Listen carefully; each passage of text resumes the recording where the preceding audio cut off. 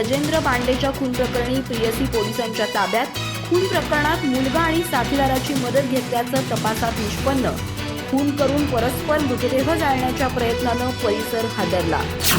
गेले काही दिवस आजरा तालुक्यात आत्महत्यांच्या सत्रानं सर्व भांबावून गेले असतानाच स्वतःच्या प्रियकराचा रायगड जिल्ह्यातील खोपोलीत खून करून त्याचा मृतदेह चक्क आजरा तालुक्यात आणून जाळण्याचा आणि परस्पर विल्हेवाट लावण्याचा प्रयत्न झाला।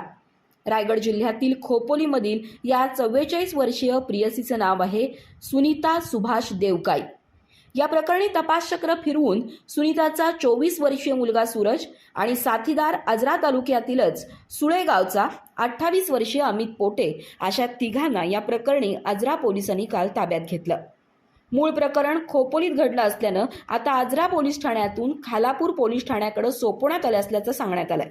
38 वर्षीय गजेंद्र सुभाष बांडे राहणार जिंतूर जिल्हा परभणी असं त्या दुर्दैवी प्रियकराचं नाव आहे। दरम्यान आज खालापूर पोलीस आरोपी अमितसह आजराला आल्याचं समजतंय।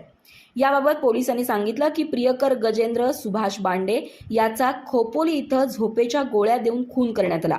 दुसऱ्या दिवशी त्याचा मृतदेह एका प्रवासी बॅगेत कोंबून खाजगी वाहनानं आजरा तालुक्याकडे नेताना संबंधित चालकाला कागल इथं थांबण्यास सांगून सुनीता आणि तिचा साथीदार अमित मुमेवाडी इथं निर्जन स्थळी आले।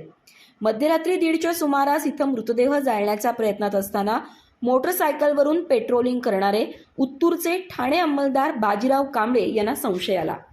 संबंधित महिलेला ताब्यात घेऊन पोलिसी खाक्या दाखवताच एका मोठ्या खून प्रकरणाचा उलगडा झाला। या दरम्यान अमित पळून गेला। सुनीता मूळची गडिंग्लज तालुक्यातील हसूर सासगिरी येथील आहे। तिचे आणि गजेंद्रचे प्रेम संबंध होते।